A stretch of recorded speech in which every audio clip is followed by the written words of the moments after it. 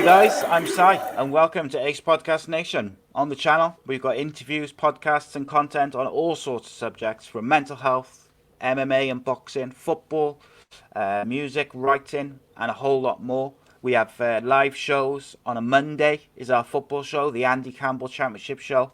With at the moment with the coronavirus going on, there's no live football to talk about. So we are having special guests, doing trivia, covering retro games. This past Monday, we had none other than former Wales international, former West Ham defender, former Cardiff City defender, Mr. Daniel Gabardon. The week before that, we had a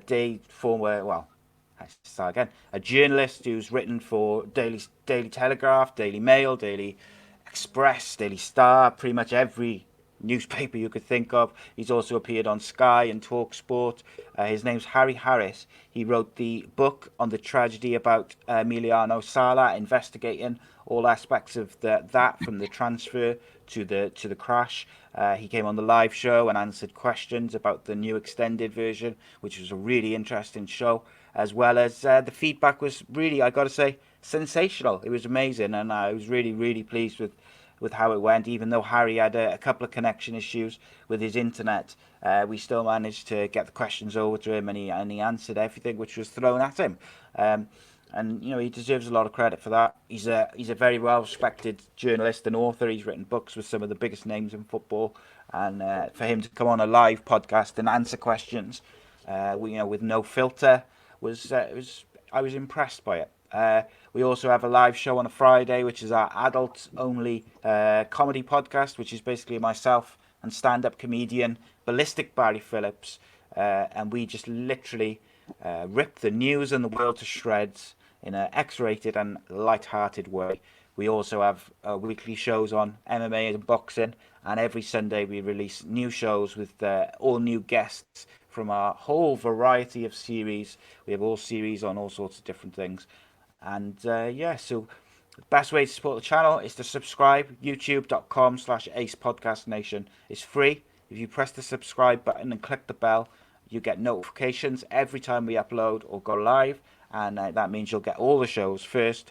And of course, you can get the audio versions of every single show at Apple Podcasts, Google Podcasts, Spotify, Stitcher, TuneIn Radio, iHeartRadio, basically everywhere you can download podcasts or radio shows, you'll find us.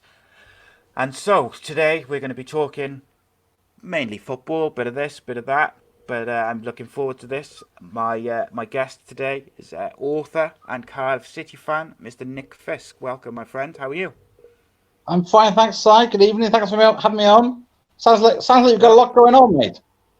Yeah, busy, especially, it's weird, like obviously with all this lockdown stuff, it's strange because obviously it's a horrific situation, and I'm trying to keep as busy as I can to keep my mind active and make sure my mental health stays as good as it can. Yeah. But obviously I'm finding it a little bit easier to get hold of some guests which perhaps wouldn't be available to Definitely. me That's a because good guess, man. they're at home. So, and yeah, I got some real good ones coming over over the next couple of weeks, and I got a couple which I can't talk about yet because I don't want to curse them.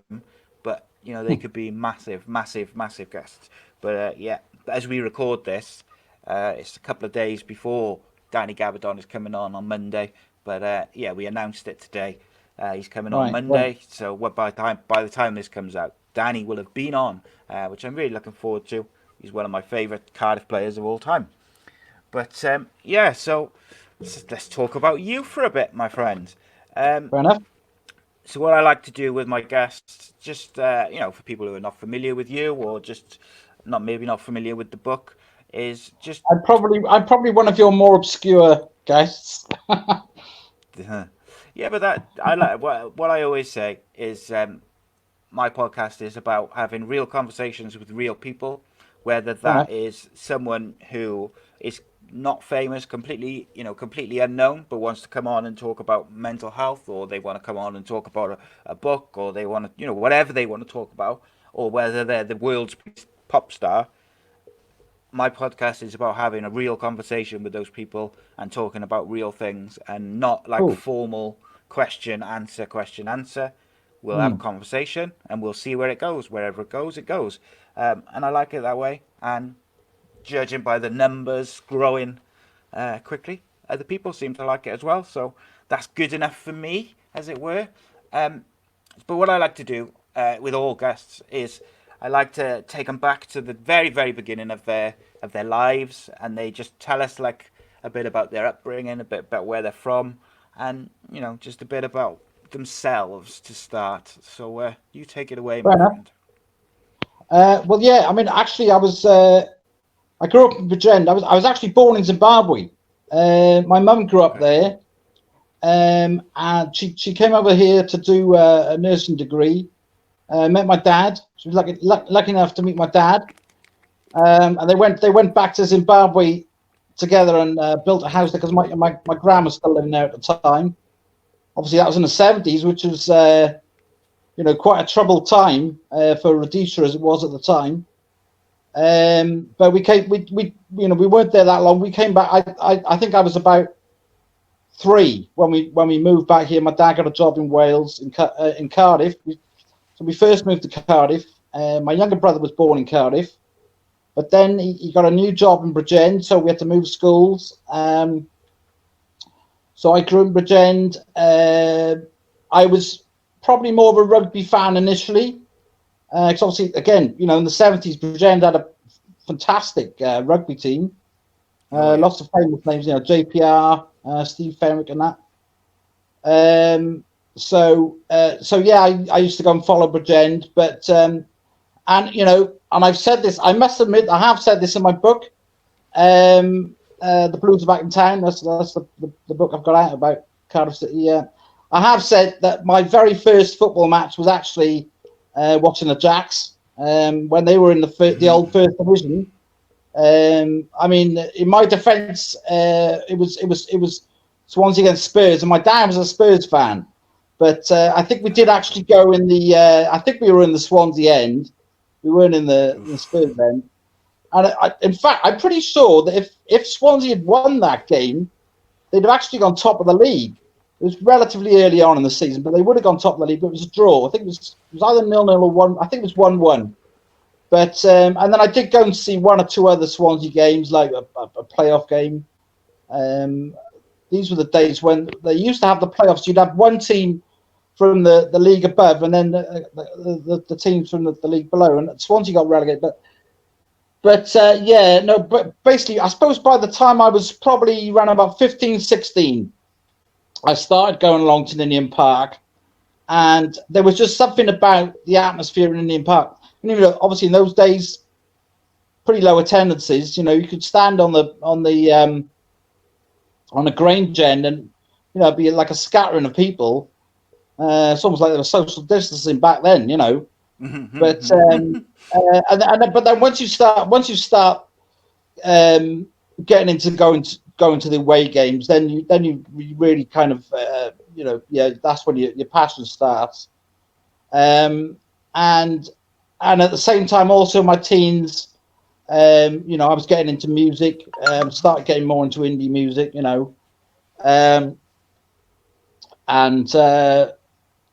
so like a lot of people, the Stone Roses blew up, and that became a big thing. And the two of them were a kind of a combined passion for a few years.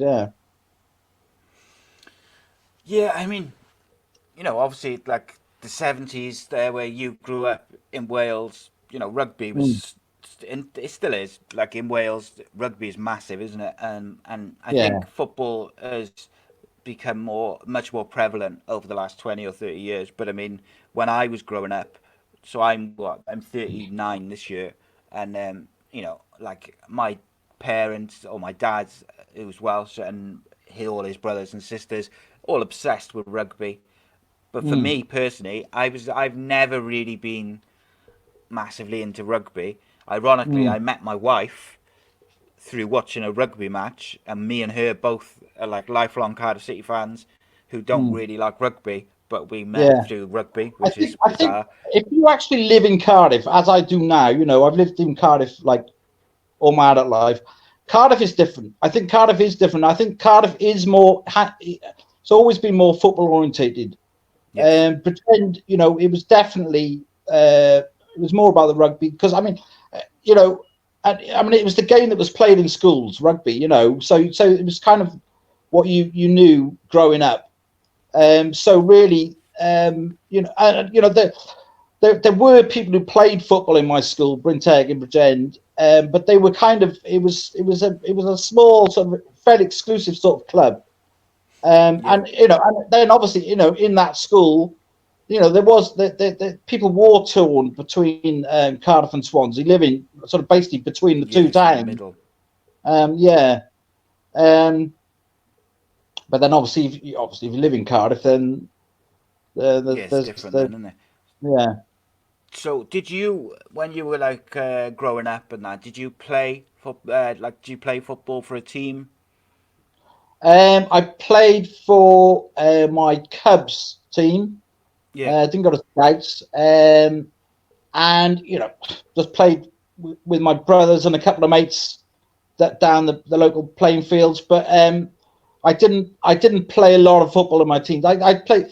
I played a bit of rugby. I wasn't a particularly good rugby player. I used to play on the wing, and my ball handling errors, were dreadful.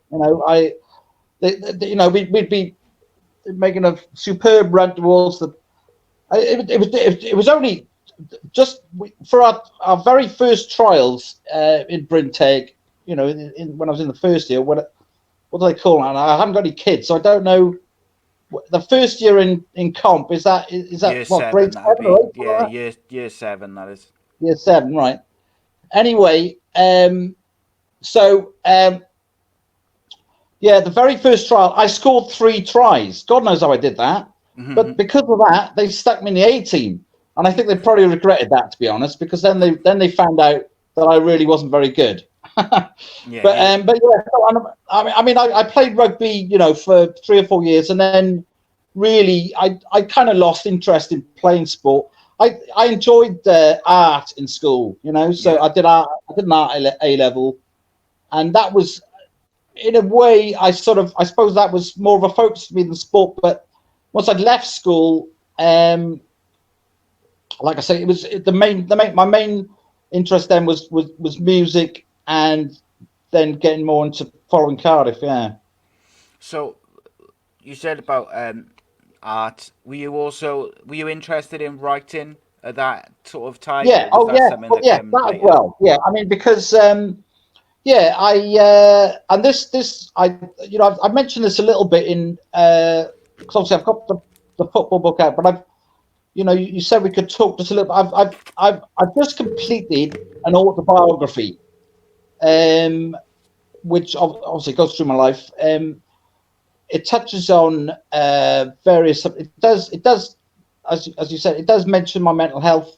I've had a little bit of issues with that over the years, been in and out of hospital once or twice. But what was that? Well, I was talking about more in my teen. And you asked about writing. Yeah. Yes, well, and I mentioned this. I actually probably growing up, I always wanted to be a journalist. In fact, that was what I kind of expected I was going to get into. I mean, English, I suppose, was probably the subject I did best at. I did a little bit of writing. Another thing in my teens, we had a Spectrum, and all my mates were massively into computer games. So my brother and a couple of friends and I put together a little computer games fanzine. Okay. That's kind of cool. I don't know if you were into computer games. Did you have a Spectrum? I had a Commodore 64. I did, and then I had an Amiga. It was better in many ways, much better graphics. But then again, there were some games specific to the Spectrum which were pretty good too. But I mean, we covered the Commodore as well, but I never had one. We got an Amstrad later. We started with the Spectrum, but we had a little magazine, and I don't know if you remember the magazine Crash, which I think just focused on the Spectrum. Was it Zap? The Commodore one? I think it was Crash, Zap. and uh, there was another one which was like an overall one. But I mean, they yeah. you But used anyway, to have the cassettes, didn't you, yeah, for those yeah. Oh, types of we used to computers? probably all. There was a shop in Bridgend, which anyone who's listening from Bridgend, they may remember this. It's called Dukes of Hazzard, where you could Okay. rent out games, and it was pretty explicit, really, what people would do.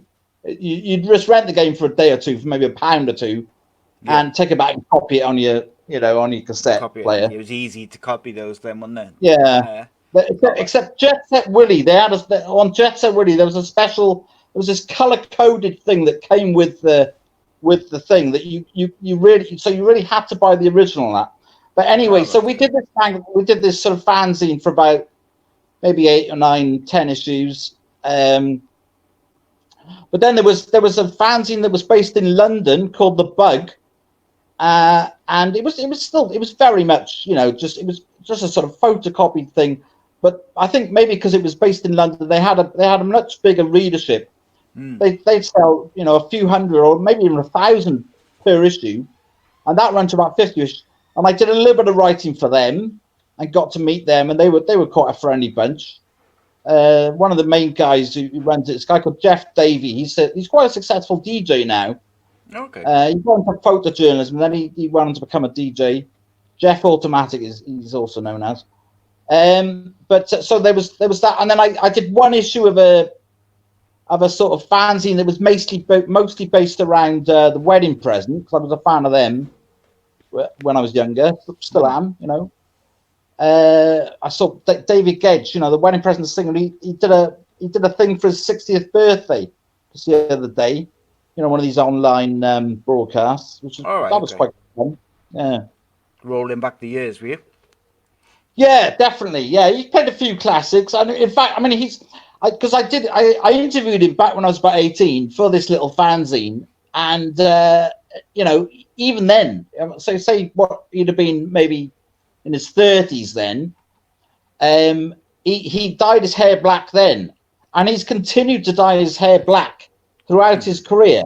He's just turned 60, and he's finally allowed to show his grey hair, and Wow. he looks pretty good. So yeah, but no, he also did quite a good thing. In fact, was they did a lottery ticket system to raise money for people who are kind of part of his staff, in a sense, that maybe the road crew All who right. at the moment maybe just aren't getting Struggling a paid. bit. So they did a good thing. But the prizes were some really quite rare wedding present records, like one-off what do you call test pressings and that. Oh yeah, okay. Like Yeah, but sound they checks and raised stuff like quite a that. few thousand. Wicked. Hmm. So that But was then they raised that money for the people who are not able to earn money now. Then definitely, yeah, no, it was a good thing. Yeah, yeah. cool. So you were But writing. So you were writing and then from leaving 18. school. Sorry. You were writing by 18. You were writing for these fanzines, and you Yeah, were really yeah. getting into that. I suppose I always wanted to either be maybe a music journalist or a sports journalist. It was one of the two, because like I say, those are my sort of two passions. But neither of them really happened in the end. I mean, I just found.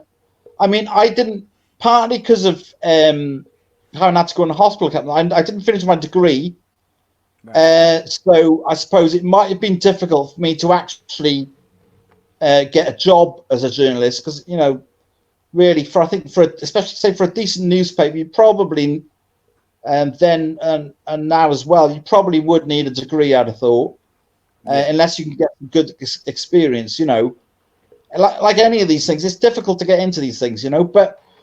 But yeah, I mean, I've continued to do bits and pieces of writing. I've been involved with the poetry scene. Okay. I've self-published bits and pieces of poetry.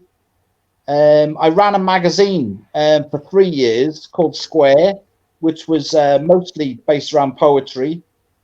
And then, All yeah, right. just So I sorry. was just going to say, what sort of poetry was it? Like, was it Well, like more? Go on. You explain better than me. Yeah, sort of possibly. Not necessarily maybe exactly through choice. I do tend to write quite a lot of fairly topical stuff. I mean, I used to. I haven't the last 3 or 4 years. I've actually more or less stopped writing poetry altogether. I did one the other day about what it's been like for my cat during the virus period, which is I don't think life has changed for her at all. But it's true. You know, if you're a cat, you don't watch the news. You wouldn't know, would you? You know. No. And so long as you haven't got cat friends that are dying, you know. But she hasn't got any friends left anymore. I mean, she had the two kittens, but since then, there's not that many cats bother her these days. Cats just like they just kind of eat and sleep, don't they? I'm more of a dog person. I gotta be honest, but like that's right. probably my mother's. No, I know my mother's, my mother's cat used to eat my arm. When I came home drunk. This is quite a lively cat. She likes to play around quite a bit. I got a laser pen for her, but yeah. So. Not sure how we got onto that, but yeah. No. So I mean, you were asking my writing. Yeah, and like I say, I've tried getting into writing gig reviews. To be honest, I don't know whether that's gone that well, because I did a few. There were some which did go well. The ones that went the best really were when I was a fan of the band, enjoyed the gig itself, and also if I made good notes, you know, old-fashioned notes of pen and paper during the gig, and then I could get back and I could write it up. But if I wasn't particularly enjoying the gig, or if I didn't make notes, or you know, I'd find myself waffling a bit, and then you know, I don't think people like that so much. So I don't know. I've kind of. Another thing is, I'll be perfectly honest. You know, there's not a lot of money in that sort of thing these days. You know, there's you know, unless you're writing for something like The Guardian, one of the bigger papers. Because I did one or two for the Echo, and even they don't pay. You know, you get a free ticket or a guest list place, and you know, I've kind of decided for the effort. That really, in fact, I'd probably rather buy a ticket for the gig and go to the gig and enjoy it on its merits than have to worry about writing it for, you know, nothing more than, say, the price of the ticket, you know? Yeah, of course. There's a friend of mine who lives in America. He runs, my friend runs this. It's like a MMA and boxing and wrestling website, which is it's a pretty big site. And the guy who owns the site, he has got this motto where he says that my time costs money. My time is, my time it means a lot to me. Whether it's if I put my time into something, then that it's got an impact on my honestly, daily life. It's not like I'm a materialistic person. Yeah, no, of course. I don't need a lot of money, but it's kind of like you still need some sort of incentive, you know. Yeah, and at the end of the day, whilst you might not be motivated by having lots of money. What you do need is to pay your bills, and you do need to pay petrol or transport and buy food and all this different stuff. And the fact is, if you're taking the time to go to the gig and make notes, and that's your time. But it's your expense. it's you see, I think it's like you see photographers. There's a lot of sort of maybe semi-professional photographers, don't you? Who often, and artists as well, and they often say, don't they? That people will contact them saying, oh, can I have that photo, or can I have that bit of art for something? And they, they'll never get paid anything. And it's all very well doing things for the love, isn't it? But of course. Yeah. At the If end of the day, you want to get. struggling with bills, then It's difficult. Like, everyone. The dream is to have a job or in a career of something which you genuinely have a passion for and you love doing. But ultimately, everybody's got bills and everyone has got to pay bills and stuff. And it's very difficult once you become an adult with responsibilities and bills and etc. to do funny though. It's something for free just because you love it. If it takes a lot of time. Yeah. When you go back to talking about music, it's funny though, because you say, well, I mean, obviously both of us, we both grew up as fans of indie music, and I mean, certainly when I was growing up as a teenager, and then maybe into my 20s, as a fan of indie music, there was something about the whole sort of indie ethos, wasn't there? Which was very, I mean, to describe something as being commercial was almost a kind of insult, wasn't it? So it was kind of like there was the idea that they definitely weren't doing it for the money. If anything, they were trying to be as obscure as possible, with the sound, very anti-establishment. everything. Hey, anti-establishment, anti-establishment, exactly. Yeah, like everything was like anti-establishment. Yeah, but and I think that's partly maybe the difference between that sort of indie attitude now and the attitude of bands these days, who they're still in like your 4-piece typical guitar type of band, but it's kind of like they're still playing a certain style of music, or that and they're bringing and they might have similar styles of influence, but I think there's a lot of bands that are thinking that we want to do this as a career, and they're thinking, well, if we're going to do it as a career, if we're not getting the money, then what do we do? Yeah, of course. Yeah, and equally, I think artists, photographers, particularly bands, they're looking for that big break. So in those early days when you're in your teens, where you're looking for that big break or that big opportunity, you are more willing and more able to give up free time, aren't you? Whereas when you get into your mid-20s, it's more difficult. Yeah, I mean, I think you're right, because it's like even back in those days. Say a band like the Wedding Present or the Spiral Carpets or something like that. It was kind of like they had that attitude, but then they got sort of success on the back of the attitude, and then almost certainly they were able to get by, and became their living. But they would the delicate balance. They would still be able to maintain a certain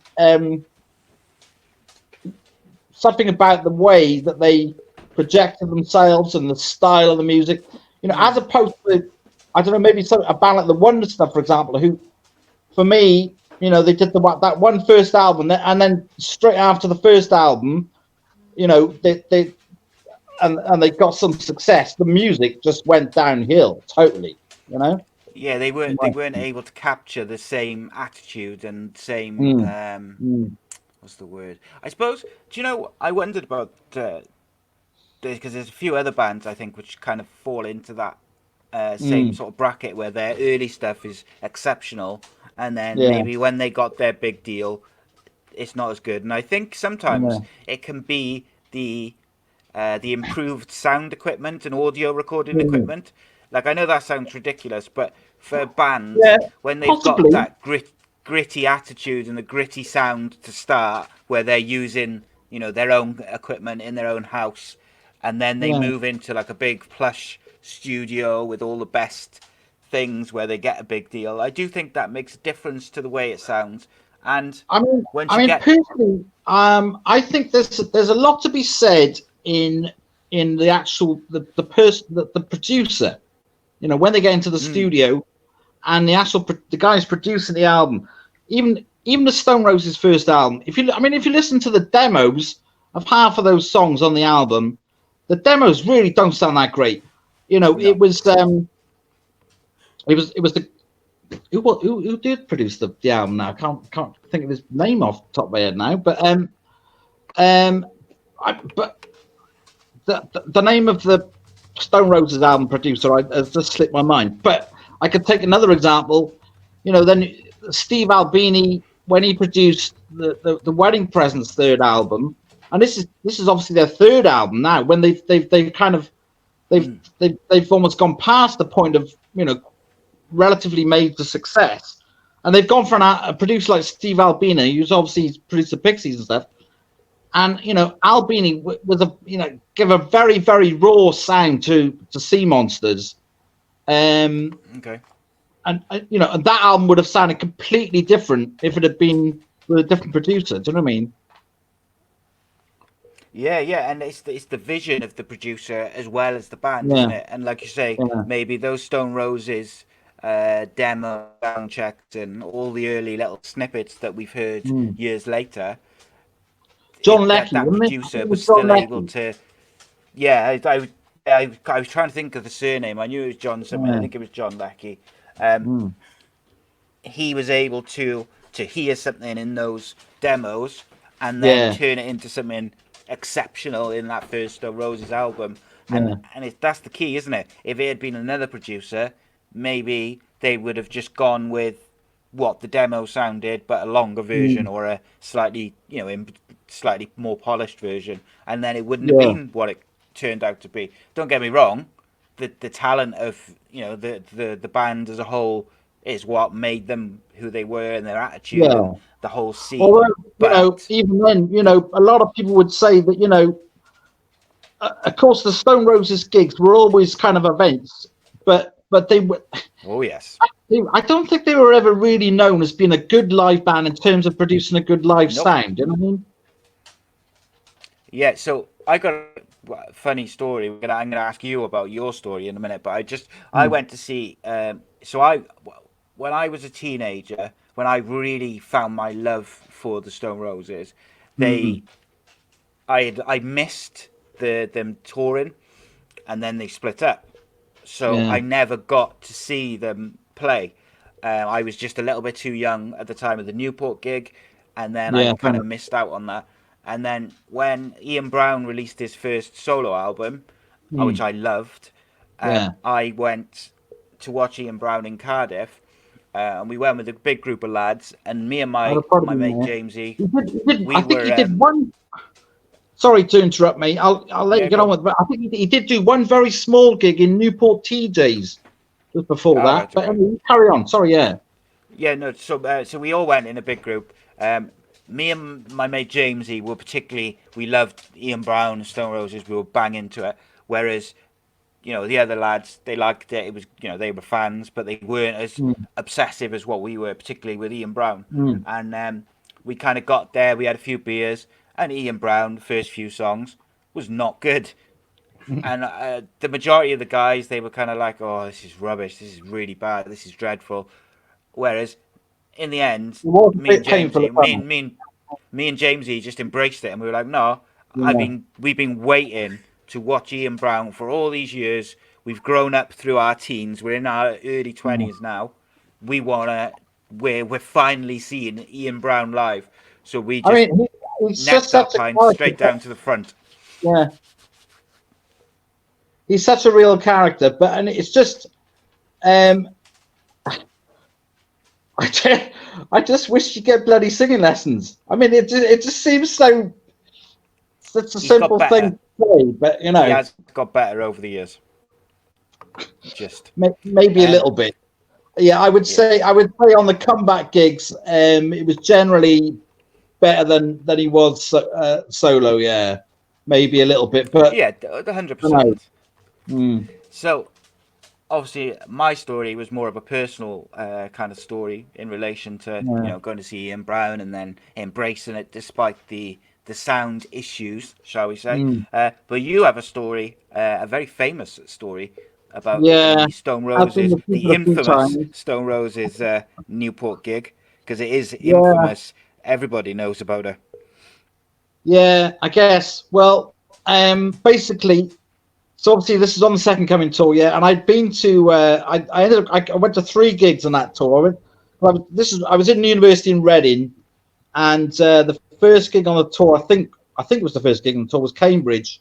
Wasn't too far from Reading, so I went to that, but I didn't have a ticket, and the tout was charging too much. I think I actually tried to claim on the door that I was working for the Echo, but then they didn't find me on the guest list, couldn't get in, and I think I just listened to a bit of it outside. But anyway, so that right. So the Newport gig, we got along with a few friends. I had a. Oh,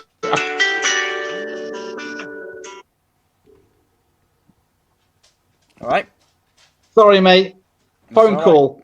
Ah, you're all Shall right. I go back? I'll try and go I'll, back a bit.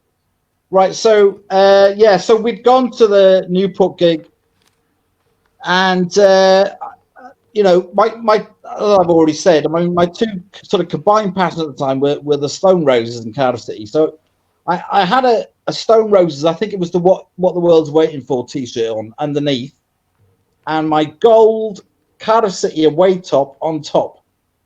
To be honest, I might actually have been a little bit naive in those days, aged about 21, something like that, and not really considered that, you know, Newport County had a particularly much of a following. So I probably yeah. thought, well, Okay. maybe not that many Newport fans actually going to be at the gig. But anyway, yeah, I was near the front, but I think I seem to remember it was actually I was particularly impressed by their version of Breaking Into Heaven. Okay.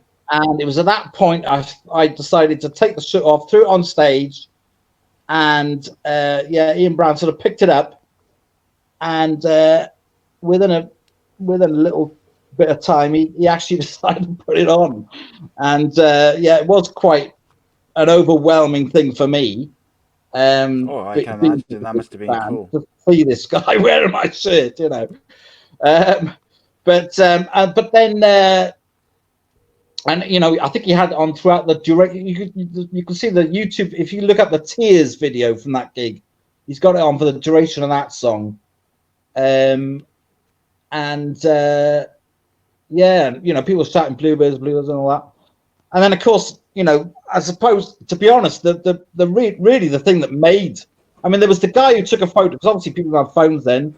There was a guy Yeah. who took a photo of it, and that became quite a famous photo. And he made a bit of money off that. Yeah, But I heard. I think anyway, Lakey mentioned that. yeah, in some ways, it was the fight afterwards that was really the thing that maybe made it the whole thing sort of notorious. And in fact, I'd actually started walking away from the venue with my brother and that to get to the car. Yeah. And it was only sort of, as we were approaching the car, I looked round and saw this thing going on. And my brother claims he doesn't remember this, my younger brother. And bear in mind, my younger brother's a bit tougher than me. He's a bit bigger and tougher than me. But he said, no, we're not going back. Let's just get in the car and go home. But you know, all that business would have been well documented in the book by another one of your guests, Tony, Yeah. who wrote the Mr. Soul Rivers. Crew book.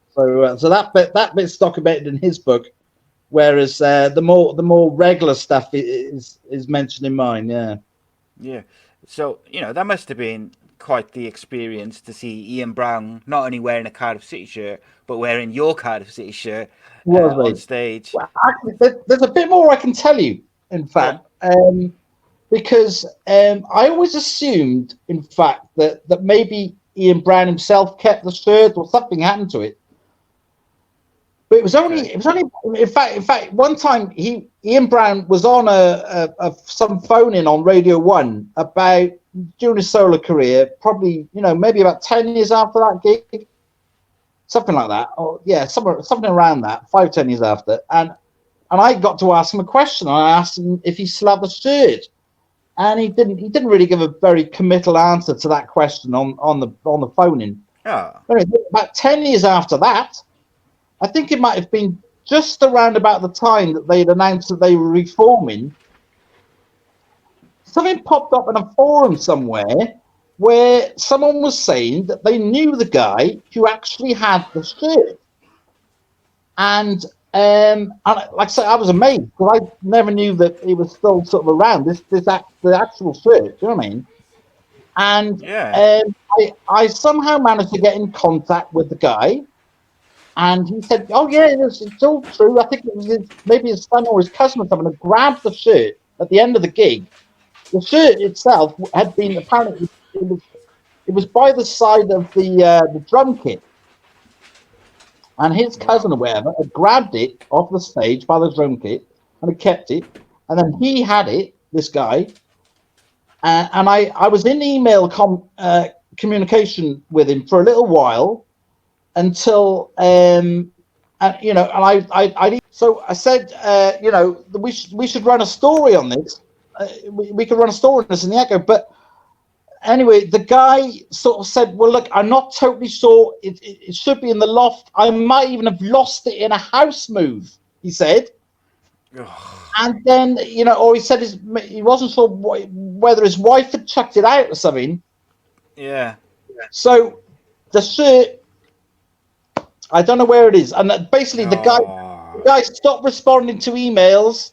I can't even remember his name. He lives somewhere in the valleys. But, yeah. So sadly, it's all sort of got a bit lost. But I did mention to you, Si, I've actually got, because a couple of Christmases ago, my younger brother, my brother I was talking about, he actually managed to find the same type of shirt for me on eBay as a Christmas present. Shall I stick it on? Yeah, go for it, man. Right, hang on a minute.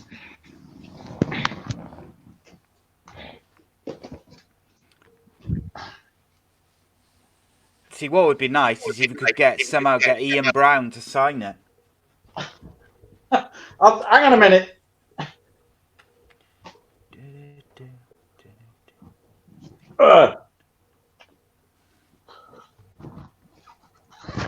There we go. Right, stick the cap back on because I look a bit ugly. There we go. Yeah. Right, there you go. Look, as you can see, It's the I could not believe it when my brother got me this as a Christmas present, I swear. But I was over the moon. But anyway, see, there's a badge. But anyway, I mean, who knows? Perhaps this could even be the real one. A bit unlikely, but I mean, if the original one did ever turn up, if it's in its original state, I can tell you that there were two badges on the sleeve. There was a British Heart Foundation badge. So I think there's a joke. I was trying to sort of wear my heart on my sleeve or something, and one of those charity badges that you could buy on the Second Coming tour. That they were on the sleeves. But anyway, this particular one, mate, when you say get Ian Brown to sign it, you're not going to believe this now, right? Last year, so obviously, Ian Brown had the new album Ripples out last year, which I think is a good album. But anyway, it is. He was doing a signing in a couple of record shops, and again, my brother, because he's also a bit of a fan. My brother had read about this signing in Rough Trade in London, right? And he said, "Well, obviously you should go along." Now the only thing is, it was a ticket event, and I didn't have a ticket, and it was sold out. But I went along. My ex-girlfriend was living in London at the time. So I visited at the same time. But in fact, I've done a little account on this on that website mentioned, Louder Than War. But so I got to the one that John Robb started. That's it. Yeah. But anyway, so I got to the shop, the Rough Trade shop, and they said, "No, look, sorry, if you haven't got a ticket, you're not going to be able to come in." But mate, and this it was a freezing cold day in February. But I was hanging around the shop. This happened was with my ex's boyfriend. I mean, I'm actually sort of still after a fairly bad breakup. We're now pretty good friends, me and my ex, and I'm even sort of friends with a new fella. But anyway, the two of us were hanging around the shop, and I just kept asking people, and eventually this guy in this Stone Island jacket says to me, "What? You're looking for a spare ticket?" And he goes, "I've got this spare." He goes, "I got this spare wristband, mate. I got a spare one." I think it was something to do with the fact that you had to buy the album in order to get a wristband. You have to order it in advance. Oh, right, yeah, okay, got you. He'd done it twice. He'd done it twice or something. So we had a spare wristband. So, mate, and he didn't even want money for it. He just said, "You can have it." So I joined the queue, and I was like in seventh heaven. Here I am, joining the queue. I've met John Squire and Manny a couple of times. I met Rennie. But I'd never properly met Ian Brown. And here I was in the queue to get my copy of Ripple signed. And I was wearing this bloody shirt. I had a copy of the book I wanted to give to Ian. I got in the queue. There was a bit of a queue snaking outside the shop, but then we got inside the shop, and there's still a bit of a queue. And there he is in the distance. And finally, it's my turn, and I was genuinely starstruck, generally was. But obviously, yeah, my brother had told me to get the shirt signed. But I swear, I had a bit of a chat with him. I was kind of aware there's still people behind me. I didn't want to spend too long.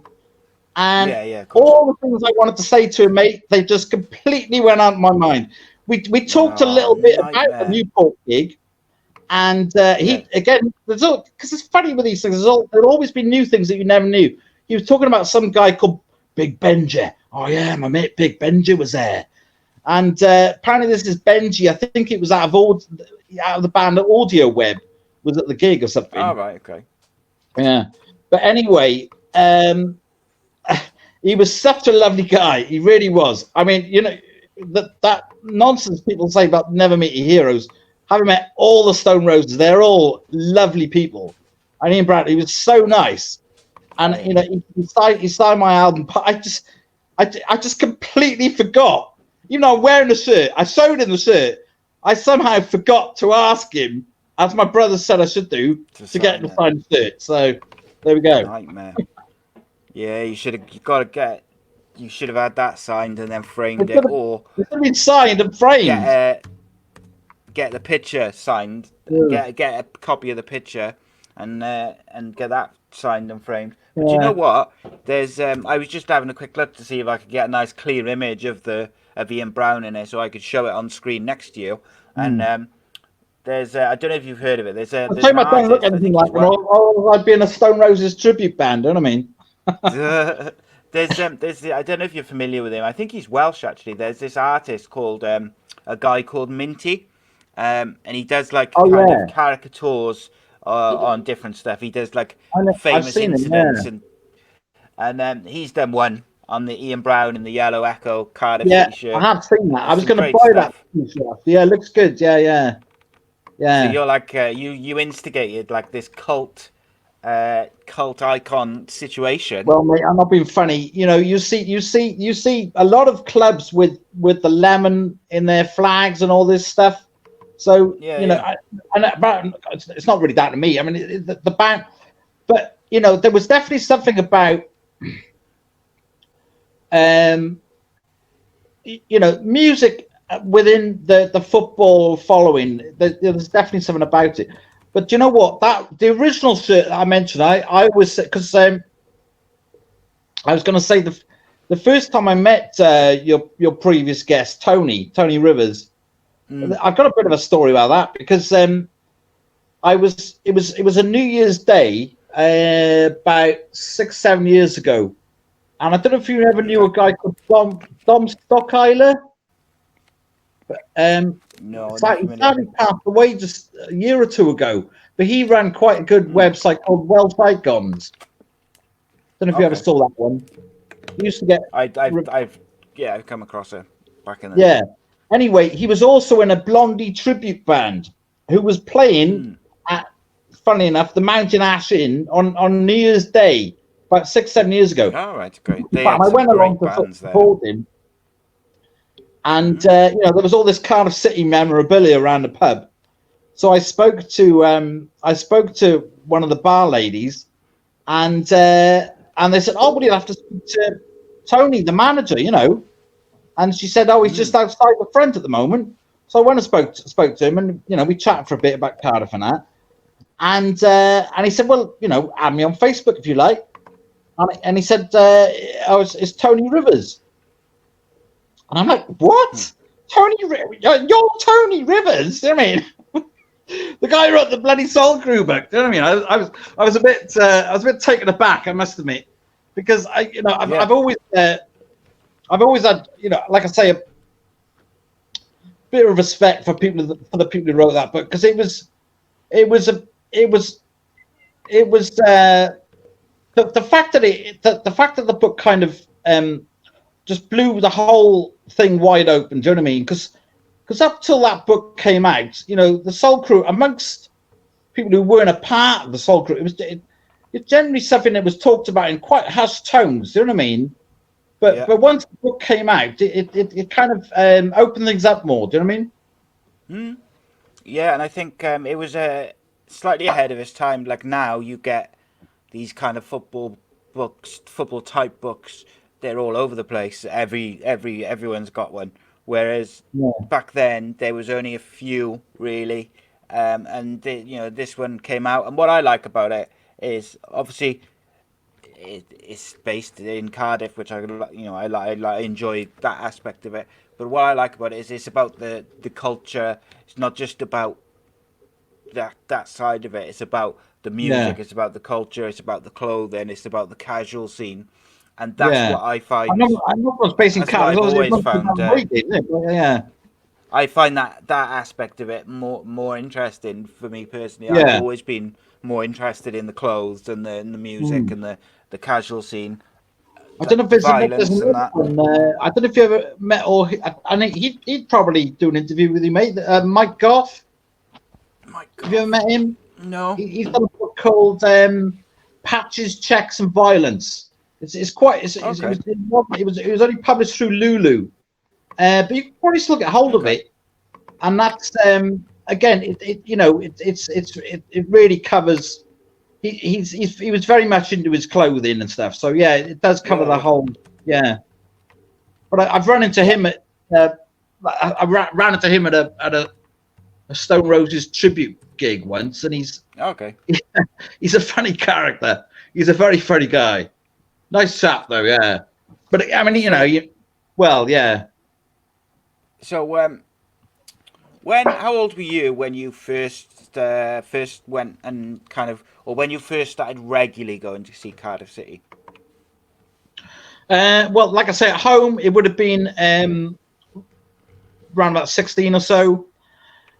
And then within a season or two, I'd be starting to go to a couple of away games per season. When I was in Reading Uni, another friend who was also in Reading Uni and I went to a couple of games sort of in and around London. When I was back in Cardiff then, at a party I met a guy called Neil, who was a bit of a loony. He was one of those guys who got the whole of the Bob Banks singing. We'd stand at the back of F Block, and he was everyone would have remembered him from the F Block days. He was definitely the loudest person in the F Block. But again, he wouldn't consider himself to be anything like a hooligan. But we did go to quite a few away games together. Sometimes on coaches, sometimes on the train. I mean, I remember there was one. We went to Bristol away one time,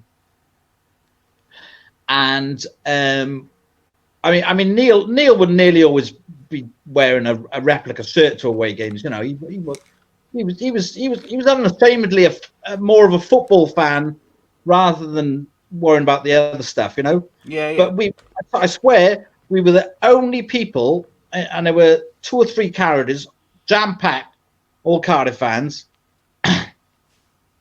We hadn't paid. I think a lot of people actually had tickets, but anyway, but every other person on the train was like, because this is the day when it was extremely prevalent.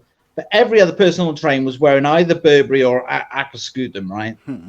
And as we got off the station, off the train at Bristol, and obviously then there's a police escort to the ground to Bristol City, and Neil would chat like quite friendly with the police. He didn't give a monkeys, you know.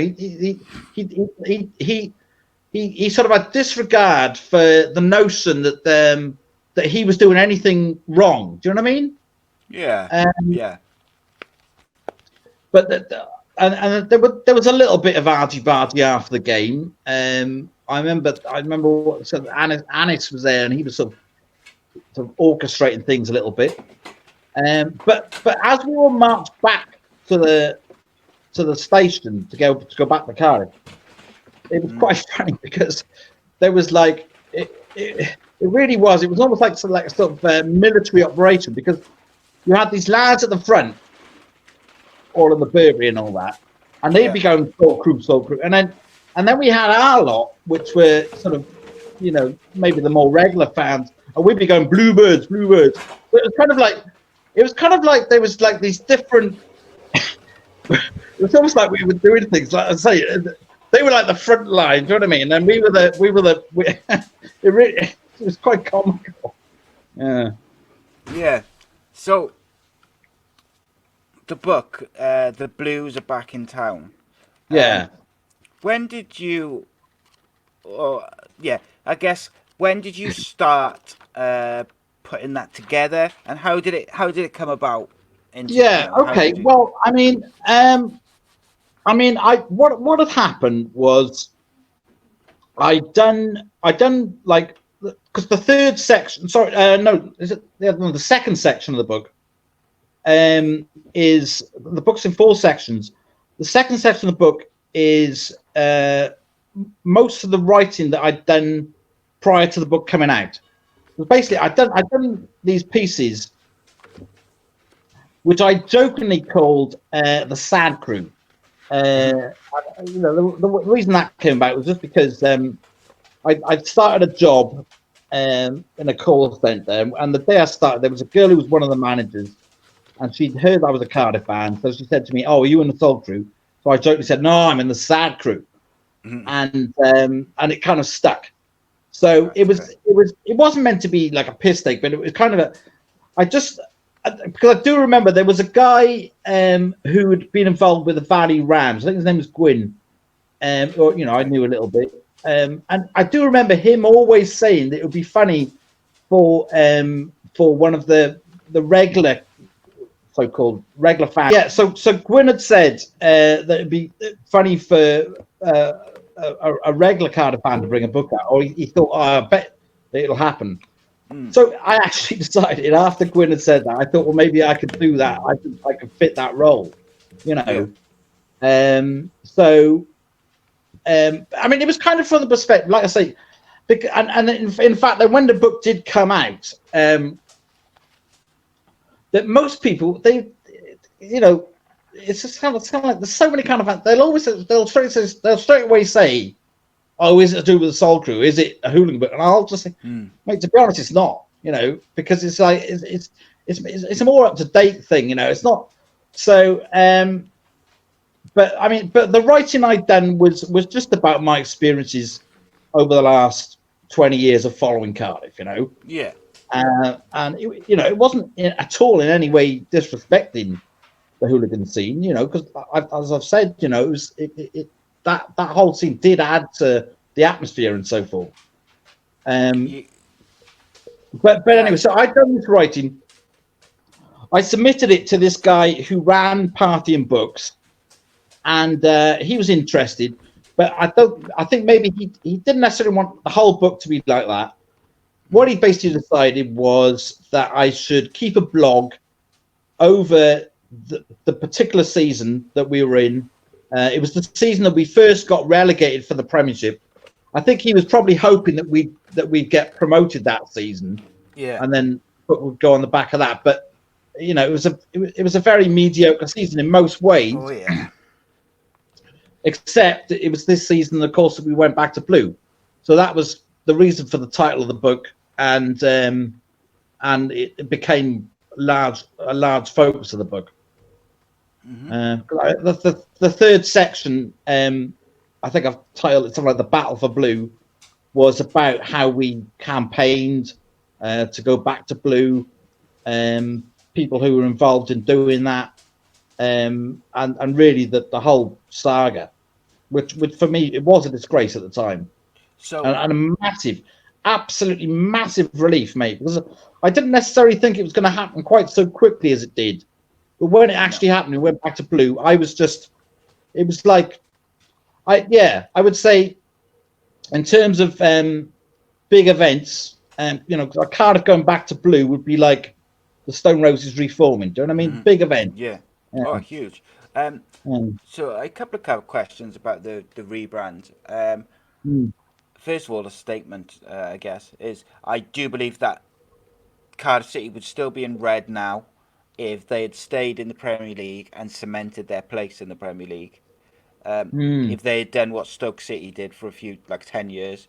The reason I think that is because what you found is once Cardiff were pretty much down that season before, and the following season where you had Solskjaer and then you had Russell Slade, is the crowds were dwindling, and not just the crowds were going down, but also the vibe was getting more and more negative.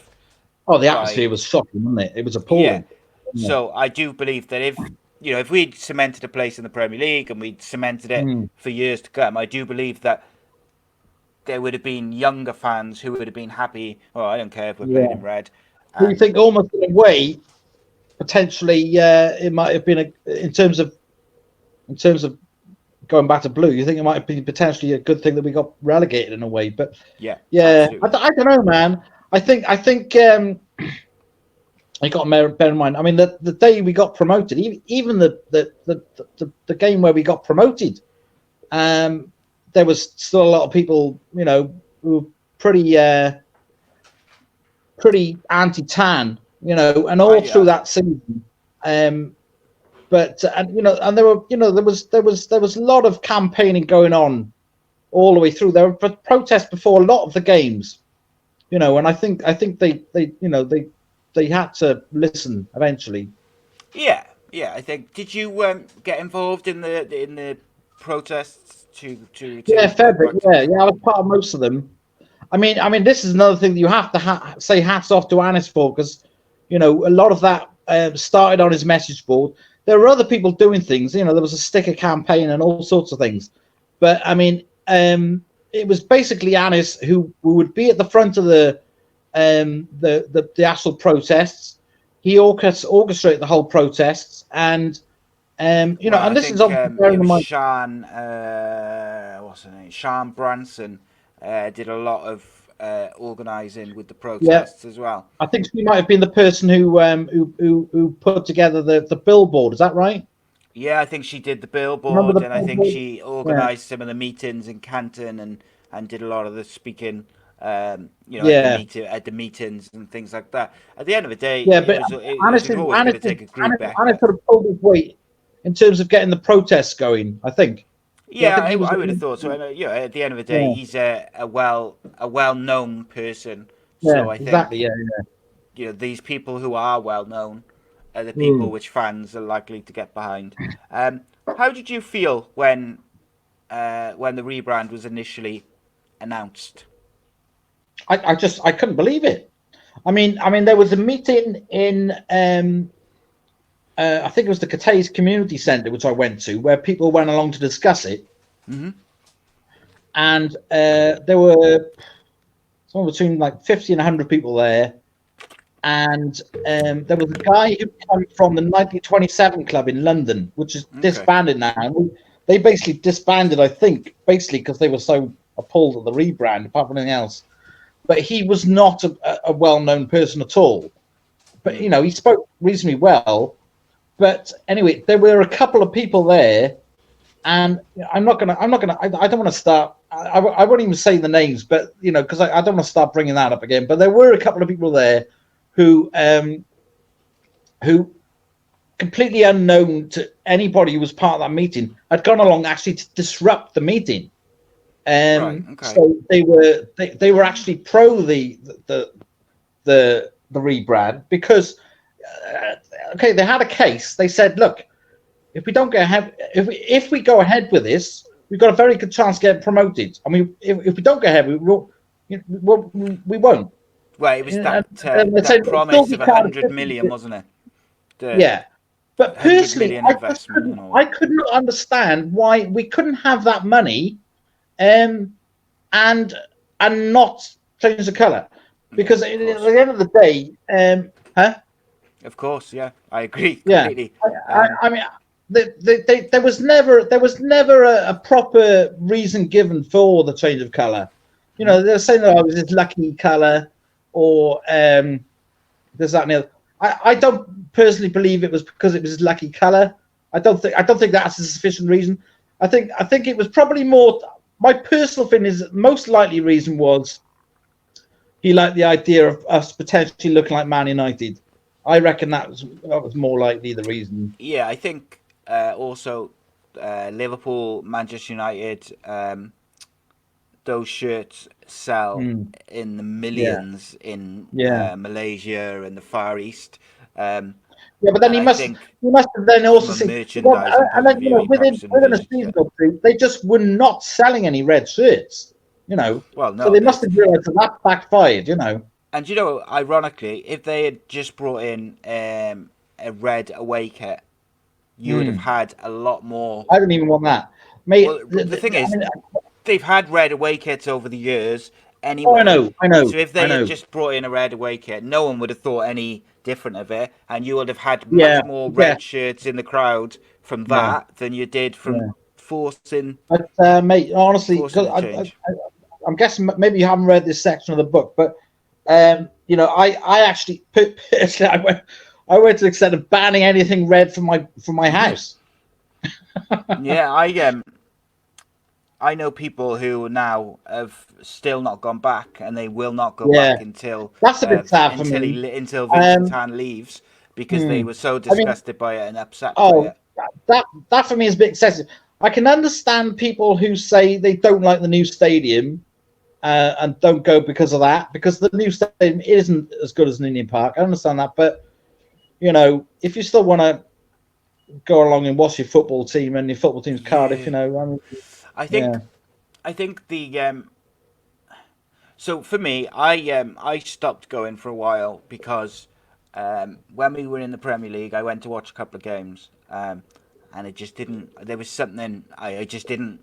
It wasn't clicking for me. I wasn't enjoying it. I didn't feel like, and you know, there was other stuff going on. I had health problems, and you know, there was various reasons, but it wasn't clicking for me. I wasn't enjoying it. I was so pissed off about the rebrand. I was fed up of it. I felt betrayed. I was upset about it. And every time I went to the football, it was winding me up more. So in the end, I stopped going. I have been to a few more games. You know, recently I took my son back in February. I'm still not back to where I was. I'm still not back to where I was, where I'm going, you know, every week and stuff. That's another call. It just wasn't clicking for me, so I stopped going. And then just recently, I've kind of started to ease my way back in because my youngest son has wanted to go, and you know, start watching with his friends and stuff. So I took him on his birthday in February, so I'm kind of easing my way back. I'm still I understand people who won't go back until Vincent Tan leaves. I really do, but it's I think what I've grown to understand over it is it's a complete personal choice. For some people, they Mm. felt, I can't go anymore. I feel just, Yeah. really betrayed. Some people were like, well, I just want to support Cardiff City no matter what colour it Yeah. is. Some people were somewhere in the middle, and it's just, people have got different feelings of it. What is sad Yeah. is that I know of at least a couple of friendships which broke up over it, and they still Yeah. don't speak to each other Potentially. because they Yeah. fell I out because over a rebrand. I had friends who embraced the red, and it was a bit tricky. But anyway, I mean, the thing is, I tell you what, because how long we've been at the ground now? But I think it's about 11 seasons, isn't it? But anyway, I got to be honest, mate. I still haven't even decided which section of the ground I really like going to, because I suppose in terms of enjoying the atmosphere, it's best to go in the canton where people stand and sing. Yes. But obviously, you're behind the goal, so you haven't got such a good view, and you're very far from the away fans. So, like you said, there's not the banter. Um, I mean, if you've got kids, I suppose you'd probably go in the family stand. But obviously, there's not much of an atmosphere there. There's not much of an atmosphere in the Bob Bank either, really, because there's not many people really singing in the Bob Bank, and there's not much atmosphere in the grandstand. I mean, I've had a season ticket in the grandstand. I've had a season ticket mostly in the Bob Bank, and I've gone in the Canton. But whereas at Ninian Park, you were kind of sport of choice. It's like Yeah. anywhere you went round was fantastic for the atmosphere, but for everything. I mean, I mostly went in the Bob Bank for the Ninian Park, but say for cup games, um, when you weren't using your season, I might go in the Grange End, sometimes even the Canton or whatever. Um, whereas at the new Cardiff Stadium, you kind of like you just it's difficult to know where to go. Yeah, You it's know, difficult. And one yeah, of the things I don't like about the new stadium is that the loudest portion of the Cardiff fans are the furthest away from the away fans, which means you yeah, eliminate completely that the yeah, banter between away fans and home yeah. fans, because Spoke that's about that part of before football. we started.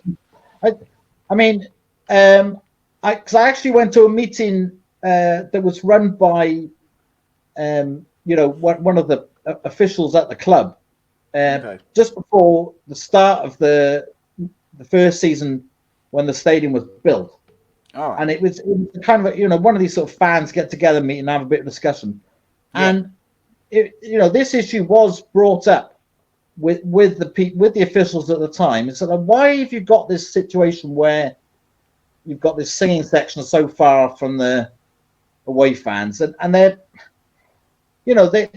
they he's basically talking about how they were basically trying to orchestrate um, the idea of it becoming more of a family friendly club, and this would help for that purpose. And to hell with the fact that the atmosphere won't be so good. Yeah. See, to me, I think you can have both, because just Mm, because the away fans are a bit closer to the loudest part of the home fans doesn't mean mm. that there's going to be violence. All it means is that the No, not atmosphere is going to be necessarily. better and louder. Um, Yeah. and I just feel that it's Cardiff City is not an intimidating place for away teams to come any longer. No. Whereas Oh, Ninian Park, you no, ask any footballer, the amount of away fans that come to Cardiff now and can legitimately sing, that we're a library and that sort of thing, never happened in the past. you, no, you'd never have a away fan singing that we were quiet in the past. no way. And I Craziness. and all the footballers I've spoken to, they comment on how Ninian Park as an away player was just horrific to play at. They Yeah, just the yeah, atmosphere was hostile. It was close in. It was all mm, these things. It was difficult to concentrate and keep their focus on the game. You mm, lose all that, and you know that's part of football, and that is one of the parts of football which I'm sad that we have lost. I'm not saying yeah, that we should encourage violence or anything like that. but a bit of hostility and stuff is okay, as long as yeah, it's channeled in the correct way, and as long as yeah. the chants are not racist and they're not, things which are unacceptable, then Mm. I don't see the Like, issue. and say for example, they did allow more. And obviously, people still do it a bit. Stand and sing, say the bottom of the stand next to the away fan. I mean, the fact that they've got there's the physical, because I think that's just where there's like a sort of a tunnel into the ground, isn't it? So that it's, from a purely physical point of view, it's almost impossible for the fans to actually get at each other in the stands anyway. So Yes. you know, Yeah. This it's not like they're right on top of each other when they are next to each yeah, other. There's a massive yeah, segregation. Um, yeah. so I ask all my football guests this, and it's what would you do if you were in charge with the remainder of the football season with this pandemic? Would you void it all? Would you just I really play don't it know. whenever it can be played? I mean, the only thing that I'm not a Liverpool fan at all, but you obviously have to give Liverpool the title, the Premier League title. Um, but which obviously that's different in some countries because I don't think, as far as I know, there's another team so far ahead in the league Celtic, I think. where where you just have to do that. As far as playing the fixture, I actually had a dream, in fact, where they were playing. I think it must have been a Cardiff game at a neutral venue, and I somehow I was on a coach going to the ground, and which I don't think they would allow, but so I got to go to one of these games at a neutral venue. So I don't know, mate. I really don't know. The whole thing is nuts, isn't it? I mean, Yeah. I don't know whether I don't know whether maybe the best solution would be to uh, just pick it up in 2021 where we left off in 2020. I don't know, mate. The problem is, We're talking for a long time, but the thing is, I don't know. I mean, they may be able to get us out of this situation within 5 to 6 weeks in terms of uh, starting to open stuff up again and allowing people to go back to work and so forth, which would be during the closed season. So then, I don't know. To be honest, you're not the right person to ask me. I mean, the thing is, we've seen so many things proposed. It has started to annoy me a little bit now. I think they should have really settled on this now. But the difficulty is, I think the reason why they haven't settled on it, and I'd say the difficulty is that because we're all in the dark, and yeah. it's very difficult to make decisions so long as we're still in the dark. Do you know what I mean? Yeah, well, now, so I believe France, Holland, I think Spain are on the brink of doing it if they haven't already, just voiding the season. I'm a Yeah, firm believer that you can't give out any championships, you can't promote, you can't relegate if you don't complete the season, because you just yeah. can't unless it's No, they've mathematically. got to give Liverpool a title No, because I mean unless if they'd mathematically won it, then yes. they haven't. Like, Yeah, but they yeah. haven't. They're not going to lose every game, and Man City win every game. I mean, I that's no, about I 10. understand. I get that, but Yeah. you can't give them a trophy when, and I But don't even I think swear, I mean, Liverpool fans I would bet want it you, that way.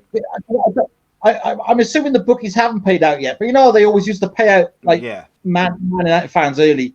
Like I bet you it would probably just be after the very next game. They'd have paid everyone out. You know what I yeah. mean? I think they only need 3 wins. But I mean, Hmm. the problem you've got, and I'm only going to touch on this very, very briefly, but Yeah. in my opinion, FIFA should have come out and said, right, we are voiding the season. The transfer window is Yeah. open. We're hoping to start the new season on time in September, so everybody Yeah. knows where they stand. The Everybody knows problem is, exactly what's happening. yeah, But the problem, you've got the problem, France and Holland and Spain who avoid their season now.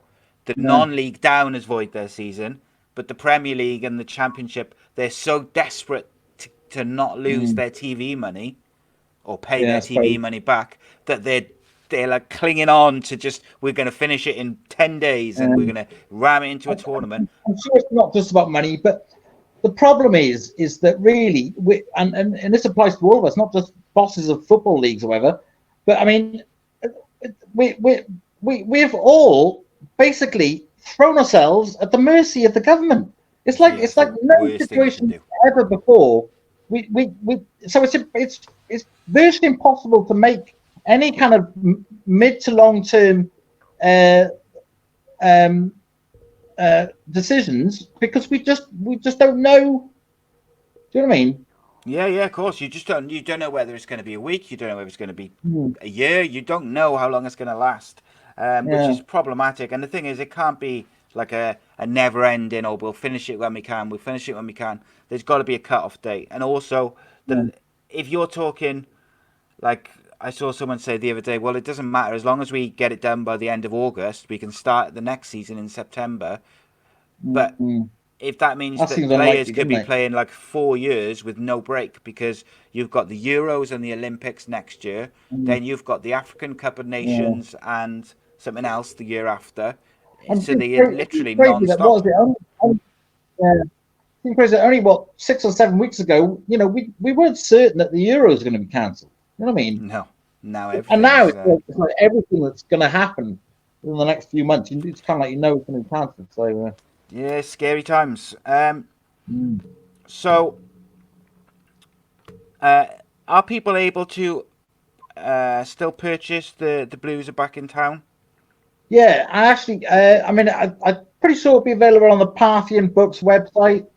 Okay, so if you send me a link, I'll put a link in the description so people can buy it. It is still on Amazon, but yeah, I think it'd be nice if people bought from the Parthian website. And then there's a few on eBay. In fact, there's a few that are over the cover price on eBay. But I saw one cheeky guy. He was selling it, which was below the cover price, and he said unwanted gift on eBay, not read, unwanted gift. And I thought, I do remember selling one to a woman whose son or relative was a Swansea fan, so she was going to get it for him as a joke. Right, so I wondered whether that was him. But this guy's username was something like 1927 Bird. So maybe not. Maybe he's not a reader. Yeah, could be that. So yes, Nick, thank you for joining me, my friend. Anything you'd like to plug or tell people where they can find you on social media? Well, if anyone's interested in hearing about my my life, which I've called Gospel and Gossip, which is online. I think go to my Facebook page. There's a link on there, but it's on a website called Smashed Words. But I think if you just probably put Gospel and Gossip in my name, or Gospel and Gossip, Smashed Words, you'll get it in the search, and you can download it online. In fact, and that's for free at the moment. Okay. May come out as a book at some point, maybe with Party, I don't know yet, but that's for free at the moment. And and there's things that I cover in there which we didn't really touch on that much in, but like encounters have had to do with higher powers. Well, I was going to just say that you mentioned and me before. Health, maybe for another time.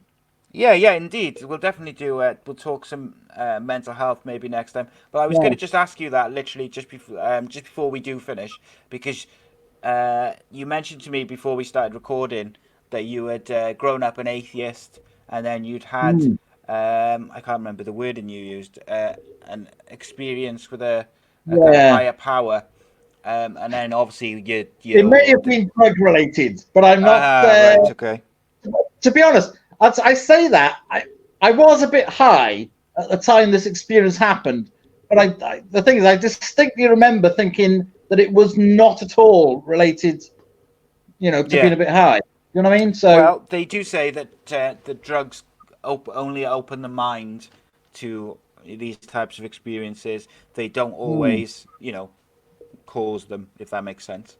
Yeah, but, certainly, if you would like to get into it very briefly for 5 minutes, you can, or if you would like to leave it for another time, we can also do that. Yeah, well, I mean, basically, it was a friend's birthday, as I say, we got a bit stoned. I got home to our house where I lived in Bridgend at the time. I basically imagined, but honestly, it was almost as if it was clear as day. God, who I didn't previously believe in, although I'd also dabbled in a bit of acid at the last Glastonbury a couple of months before. So maybe leading up to that, I started having sort of ideas about angels. Yeah, but anyway, clear as day, I imagined, or I thought God said to me, "Name your God." Okay. And it took me a while to sort of consider and come up with an answer. I tell you what, that I'll leave. If anyone wants to read the book, they can find out who I named. There you go. There you go. What a teaser. I tell you, What a it wasn't teaser. Ian Brown, although it could have been. He's probably in the top 5, possibly. So, where can the people find you on social media, Nick? Well, I don't really use Twitter that much. I've got a Twitter account, which is Mr. Nick Fisk. But yeah, otherwise Facebook. Yeah. Cool. And yeah, I'll drop links to the books in the description when this episode goes out, and you can find us. Subscribe youtube.com/Ace Podcast Nation. That is truly the best way to support the channel. Helps us keep growing, and the more we grow, the better guests we'll get, the more people we'll get, and we're working on a couple of interesting guests. There's a couple of really big names, and there's also a couple which will shock people, and there is also one which will be fascinating, and there might even be one which has been mentioned during this conversation. Ron Rob, be good. I'm not going to tell anyone who it is because I don't want to curse it. Nick, right. Thank you for joining me, my friend. I really do appreciate your time. It's been great, mate. Thanks very much for having me on. And I'm so sorry about the phone calls in between. No, and, you're right. You know, no one will know about them. Yeah, I'm sorry about that, mate. No, you're right. But yeah, it's been great. Thanks for having me. No worries, mate. Cheers. We'll always be blue. We'll always be blue. We're Cardiff City. We'll always be blue. We'll always be blue. We'll always be